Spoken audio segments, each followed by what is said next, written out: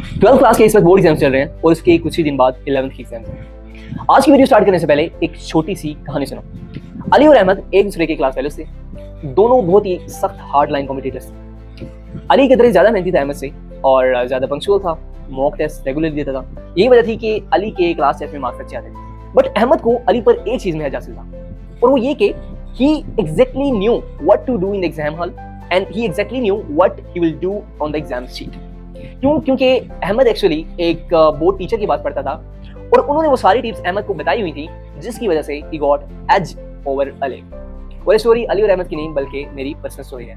अल्हम्दुलिल्लाह I got 1085 out of 1100 in metric and 1146 out of 1200 in FSC। तो हो सकता है आप भी अली की तरह इस गलत फहमी में हो कि मैंने बहुत अच्छी तैयारी कर ली है, मैंने रिवीजन कर ली हुई है, अब मैं पेपर देकर आऊंगा या आऊंगी तो पक्का मेरे मार्क्स आएंगे ही आएंगे अच्छे। बहुत दफा ऐसा होता है कि हमारे मार्क्स हमारी तवक्कुआत के बराबर नहीं आते। यही गलती अली भी कर रहा था। अली को क्या लग रहा था कि मैंने पेपर पूरा किया है, मैंने कोई सवाल नहीं छोड़ा, मुझे मार्क्स भी पूरे मिलेंगे। बट एक्चुअली ना, जिस तरह आपके पेपर क्लास में चेक होते हैं, आपके क्लास टीचर चेक करते हैं, वैसे आपके पेपर बोर्ड में चेक नहीं होते। आप खुद सोचें कि एक क्लास टीचर ने मैक्सिमम 30, 40, 50 पेपर चेक करने होंगे एक क्लास में, और बोर्ड ऑफिशियल जो होता है उसके पास बंडल्स ऑफ बंडल्स उसके पास लगे होते हैं और एक पेपर की उसे 40 से 50 रुपए मिल रहे होते हैं। और यही चीज अहमद बखूबी जानता था और Ali was unaware of it। So in this video I'm going to share those 10 master tips that will surely improve your percentage from 20 to 30% in the case you act upon them 100%। So आपने ये video complete और and तक देखनी है ताकि कोई एक step भी आप मिस ना करें और जितनी तैयारी भी आपने की हुई है पूरा साल, वो उसका रिजल्ट आपको कंप्लीटली मिले। देखिए, आपने अपने पूरे साल की मेहनत को इन 3 घंटों में प्रेजेंट करना होता है और उन 32 से 34 सफ़हात पर, कहाँ वो एक साल, कहाँ वो 3 घंटे। सो अगर आपने अपनी नेग्लिजेंस की वजह से, अपनी सिली मिस्टेक्स की वजह से अपने आते हुए नंबरों को ज़ाया कर दिया, तो इसका कसूरवार वो बोर्ड के एग्जामिनर नहीं, बोर्ड नहीं, बल्कि आप खुद होंगे। जो पॉइंट्स मैं इस वीडियो में शेयर करूंगा ये कोई रैंडम बकवास नहीं होगी, बल्कि ये वो टिप्स और ट्रिक्स हैं जो कि टॉपर्स एक्चुअली यूज़ करते हैं और मैंने पर्सनली भी यूज़ की है। So let's move to our tips without wasting any time. So first tip is confidence is the key। Exam hall में एंटर होते ही टॉपर जो पहला काम करता है ना, सबसे वो अपने डर को, अपने कंफ्यूजन्स को, अपनी ओवर थिंकिंग को एग्जाम हॉल के बाहर छुड़ाता है। एग्जाम में जब वो बैठता है तो वो उस हॉल को अपने लिए बैटलफील्ड समझता है और अपनी कलम को तलवार। और पेपर चाहे जैसा भी आता हो उसे, उसकी तैयारी कंप्लीट हो या ना हो, वो अपना कॉन्फिडेंस एक इतने हाई लेवल पर बूस्ट कर देता है कि मुझे जितनी तैयारी है मैं इसी में से अपना 100% बेस्ट देकर आऊंगा। और आपने भी सेम एज इट इज करना है। देखो, हकीकत ये है, इन एक्चुअल किसी की भी तैयारी कंप्लीट नहीं होती। जो टॉपर्स होते हैं ना, उनकी भी जो लास्ट रिवीजन होती है वो कंप्लीट नहीं हो पाती। तो फर्क क्या है? फर्क यही है एक आम बच्चे और टॉपर में, कि जो आम बच्चा होता है वो सर पकड़ के बैठ जाता है कि मेरी तैयारी नहीं कंप्लीट हुई, मेरी रिवीजन नहीं कंप्लीट हुई, मैं पेपर कैसे अच्छा दूंगा। लेकिन टॉपर को पता होता है कि यहाँ पे मुझे कैसे इस चीज को विन करना है, मुझे इस चीज को सिर्फ कॉन्फिडेंस से विन करना है। आपने अपने आप को ये इन्फॉर्मेशन देनी है कि मुझे जितनी भी तैयारी मैं जितना कर सकता था मैंने कर लिया, मुझे जितनी भी तैयारी हो गई है तो जबरदस्त है, गुड है। अब मैंने उसी तैयारी के अंदर से अपना 100% देना है, दी बेस्ट देना है। उसमें से अगर मैंने लैग किया तो मैं कसूरवार हूँ, वरना मैं कसूरवार नहीं हूँ। मैं अपनी स्टोरी भी समटाइम शेयर करता हूँ कि फिजिक्स के पेपर वाले दिन मेरी ये हालत थी कि मैं वो पेपर देने ही नहीं जा रहा था। उस दिन मैं रो रहा था और बट मेरी तैयारी उस दिन नहीं अच्छी। तो सेम ये टिप नंबर 1 को मैंने फॉलो किया कि जब एग्जाम हॉल में एंटर हो जाओ ना, तो अपना ग्रीफ, अपना रोना धोना, अपना स्ट्रेस, परेशानी सब घर छोड़ाओ।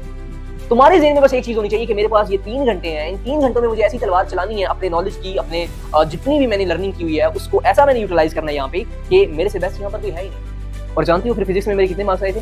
84 out of 85। So confidence is the master key. Second tip, don't go through an entire paper.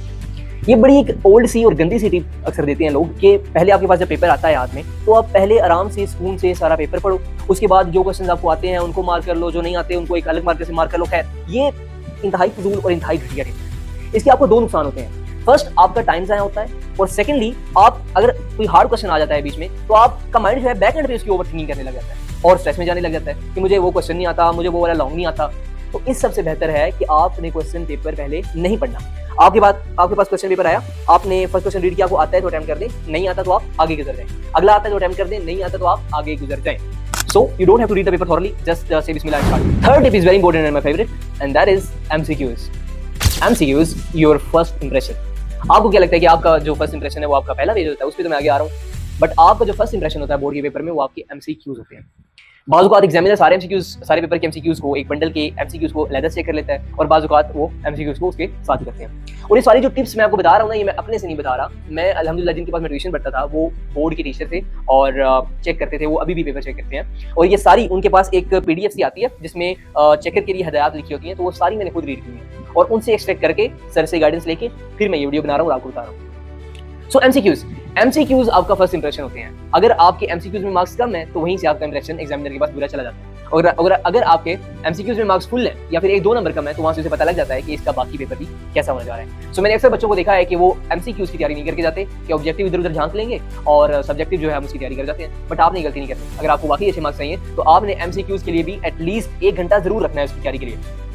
MCQs अगर आपको याद नहीं हो रहे या फिर रिवीजन आपको नहीं हो पा रही, आपने क्या करना है, उसको लेजर स्कैन करना है एक बार, ठीक है। 1 घंटा आपने एमसीक्यूज के रख के जितने भी चैप्टर हैं 10 है, 12 है, 14 है, आपने फुल स्पीड के साथ एक बार एमसीक्यूज को अपनी नजर में गुजारना है। स्कैनिंग का फायदा ये होता है कि सम टाइम वो स्कैन्ड इमेज आपके ज़हन में रह जाती है और आपका वो एमसीक्यूज बच जाता है। So you have not to ignore the power of revision. अब आते हैं अपनी फोर्थ टिप पर और ये वेरी कॉमन है, first page psychology. First impression is the last impression, सुना ही होगा आपने। सो फर्स्ट पेज आपका ऐसा होना चाहिए कि वो एग्जामिनर का दिल जीत ले।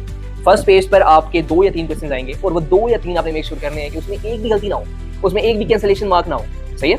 आपने वहां पर एग्जामिनर को ये बावर करा देना है कि it is not the paper of an average person, it is a paper of a topper person. सही है। उसमें प्रॉपर स्पेसिंग होनी चाहिए, प्रॉपर नंबरिंग होनी चाहिए और इन शॉर्ट आपका फर्स्ट पेज जो है वो इंतहाई नीट और इंतहाई एक्यूरेट हो। The fifth tip is make it easy for examiner. What does it mean? What does it mean? आपने एग्जामिनर को जलील नहीं करना, आपने एग्जामिनर को थकाना नहीं है। तो वो बेचारा पहले ही बहुत थका हुआ होता है, बंडल्स उसके पास पड़े होते हैं और अगर वो घर में बीवी से भी लड़के आया हुआ तो और आपने भी उसे जलील कर दिया अपने पेपर में, तो फिर तो वो आपकी खैर नहीं, आपको मार्क्स नहीं मिलने वाले। सो आपने एग्जामिनर के लिए क्या करनी है, ईज क्रिएट करनी है। कुछ बच्चों का पेपर इतना मिक्स्ड और इतना कंफ्यूजिंग होता है कि एग्जामिनर सर पकड़ के बैठ जाता है कि उसे पेपर की समझ नहीं आ रही होती कि वो कहाँ से चेक करे कहाँ से ना करे। सवाल सारे उसने आगे पीछे उलट पुलट लिखे होते हैं, नंबरिंग उसमें इधर उधर लिखी होती है। तो 2 से 3 चीजें जिनमें आपने ध्यान रखना है। नंबर 1, आपकी नंबरिंग प्रॉपर वही उससे मैच करनी चाहिए जो क्वेश्चन पेपर पर है, वो यहाँ पर होनी चाहिए। ये तो कॉमन सी बात है, बट फिर भी बच्चे इसमें गलतियां करते हैं और समटाइम्स आपसे गलती हो जाती है। तो आपने 2 बार चेक कर लेना कि मैं जो आंसर लिखने लगा हूँ उसका नंबर वही है पेपर पे, नंबर आपका करेक्ट होना चाहिए। फिर जो नंबर आपने लिखना है उससे एक लाइन ऊपर आपने छोड़नी है और एक लाइन आपने नीचे छोड़नी है। This is just to separate the questions from each other. चाहिए आपने उनके दरमियान स्पेसिंग छोड़नी है, क्वेश्चन आपका नीट होना चाहिए, नंबर आपका प्रॉपर होना चाहिए। इसके अलावा एग्जामिनर के लिए ईज कैसे क्रिएट करेंगे, आपने अपने पूरे पेपर को बम्पी रखना है। बम्पी यानी कि आपने उसमें बम्प पॉइंट्स रखने हैं, जंपिंग पॉइंट्स आपने रखने हैं कि एग्जामिनर वो वर्ड्स देखता जाए तो आपको नंबर देता जाए, उसको पूरा पेपर पूरा क्वेश्चन रीड करने की जरूरत उसको ना पड़े। और ये जंपिंग पेपर जो होता है, जंपिंग पेपर, ये अगर नॉर्मल पेपर 30 मिनट में चेक होता है तो ये पेपर सिर्फ और सिर्फ 4 से 5 मिनट में चेक हो जाता है। और यही चीज तो टॉपर्स को नंबर दिलाती है कि एग्जामिनर्स के लिए वो बहुत आसानी क्रिएट कर देते हैं। सो हर क्वेश्चन में ना 2 या 3 कीवर्ड्स होते हैं। अगर 2-3 ना हो तो कोई एक तो कीवर्ड होता ही है, ठीक है। अगर आपको कोई भी कीवर्ड आपको समझ नहीं आ रहा है इसमें कौन सा कीवर्ड है, तो आप फार्मूला को, उसकी एग्जांपल को, उसको हाईलाइट कर सकते हैं। हाईलाइट आपने हाईलाइटर से नहीं करना बल्कि आपने मार्कर से करना। और जो अंडरलाइन वाला काम है मुझे पर्सनली तो अच्छा नहीं लगता, यानी कि आंसर के अंदर अंडरलाइनिंग मुझे पर्सनली अच्छी नहीं लगती। आप अगर चाहो नीट कर सकते हो तो कर सकते हो, बट कोशिश करनी है आपने कि ब्लू या ब्लैक मार्कर से इसको आपने हाईलाइट कर देना है। और इसी तरह जब हर क्वेश्चन में आपका 1 या 2 वर्ड हाईलाइट हुआ होगा तो एग्जामिनर को पूरा क्वेश्चन पढ़ने की जरूरत नहीं पड़ेगी, उसे वो जंपिंग पॉइंट्स मिल जाएंगे जिनसे वो पेपर को सिर्फ स्कैन करता जाएगा और आपको मार्क्स देता जाएगा। लेट्स सपोज एन एग्जांपल कि अगर आपको कूलम्स लॉ आया तो आप कूलम्स लॉ को अगर पहले बताने बैठ जाओगे कि ये कूलम चाचू की उम्र ये थी और वो यहाँ पर पैदा हुए फ्रेंच मिलिट्री इंजीनियर थे, ये वो उनका तारुफ पहले देने लग जाओगे तो ये मेरे नजदीक ये पॉइंट ठीक नहीं है। आप पहले कूलम्स लॉ लिख दो, फिर आप नीचे कूलम्स लॉ का लाइक फार्मूला वगैरह लिख के उसके साथ डिस्क्रिप्शन उसका लिख सकते हो, वरना उसकी जरूरत नहीं है। बोर्ड में आपको मार्क्स जो मिलते हैं वो टू द पॉइंट के मिलते हैं। आपने सिर्फ 1 से 2 चीजें ऐड करनी होती हैं अपने मेन आंसर के साथ, और वो भी पहले आपने उसकी डिमांड पूरी कर देनी है। उसके बाद आप जो है एक्स्ट्रा एग्जांपल है, एक्स्ट्रा सपोर्टिंग लाइन है, आप वो ऐड कर सकते हो। Point number 6, don't panic if the paper comes hard और even if any part comes hard. सही है। एक एवरेज बच्चे में और एक टॉपर में यही फर्क होता है कि टॉपर जो होता है ना वो पैनिक नहीं होता पेपर के दौरान, वो अपना टाइम किसी भी क्वेश्चन पे जाया नहीं करता।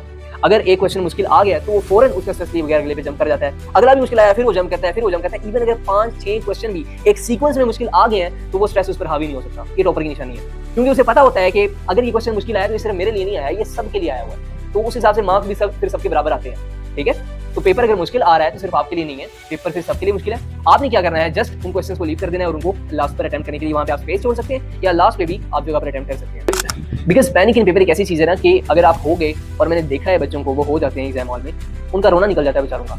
अगर आप हो गए और आपको उन 2-3 क्वेश्चन की टेंशन खाने लगी कि मुझे तो ये आता नहीं है, तो बेटा आपको जो आता है ना आप उसका भी बड़ा कर कराओगे। तो प्लीज इस बात का आपने खास ध्यान रखना है कि there is nothing hell in this paper that can demotivate me, that can make me panic. Point 7, never look confuse on paper. इसका मतलब ये है कि आपने पेपर में ये नहीं जाहिर करना कहीं पे भी कि मुझे पेपर नहीं आता। यानी जब आपको पेपर ना आता हो तो क्या होता है कि आप ज़्यादा कैंसलेशन और कटिंग करते हो, आप ज़्यादा रिमूविंग करते हो और आपकी राइटिंग बिगड़ जाती है। अब नोट करना, जहाँ पे आपको पेपर से ना आता हो ना और आपको मज़ा ना आ रहा हो तो आपकी राइटिंग वहाँ पे ख़राब हो जाती है। आपने ये गलती नहीं करनी। आपने स्टार्ट से लेकर एंड तक एक नीट राइटिंग मेंटेन रखनी है और ट्राई करनी है। ये नेचुरल है कि वक्त के साथ साथ जो आप पेपर करते चले जाते हो आपकी राइटिंग कमजोर होती है, आखिर में बेड़ा गर्क हो जाता है। बट अपनी तरफ से आपने पूरी कोशिश करनी है कि मैं वो राइटिंग मेंटेन करूँ जो मैंने फर्स्ट पेज लिखी हुई है। ठीक है, अपनी स्पीड के साथ आपने अपनी राइटिंग को मेंटेन करना है। ज्यादा कटिंग्स वगैरह नहीं करनी, ज्यादा रिमूविंग आपने नहीं करनी। आपको पहले ही पता होना चाहिए कि अगर मैंने ज्यादा कटिंग की, ज्यादा रिमूविंग की, it will give the hint to the examiner that I am confused and I have not the enough preparation of paper. So वहां पे बहुत बैड इमेज आपका जाएगा और ये आपके नंबर्स को इफेक्ट कर सकता है। Point number 8, use the toppers sequential flow.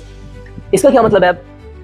आपने अपने पेपर का एक फिक्स्ड पैटर्न रखना है, एक फिक्स्ड सीक्वेंस रखना है और उस पैटर्न की हिलावर्जी आपने नहीं करनी। ये भी एग्जामिनर के लिए ईज क्रिएट करता है। यानी कि अगर आप क्वेश्चन नंबर को ब्लैक से मार्क कर रहे हो तो फिर आप पूरे पेपर में ब्लू से दोबारा मार्क नहीं कर सकते उस क्वेश्चन के नंबर को।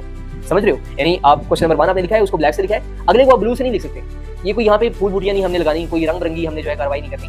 आपने अगर ब्लैक एक चीज के यूज करे तो अप टिल एंड आपने ब्लैक यूज करना है, अगर आप ब्लू कर रहे हो तो आपने ब्लू करना है। एक और एग्जांपल, जैसे कि आप एग्जांपल का हेड देते हो ब्लैक के साथ, तो आपने जहां भी एग्जांपल देनी है तो आपने उसका जो हेड देना है वो ब्लैक के साथ देना है।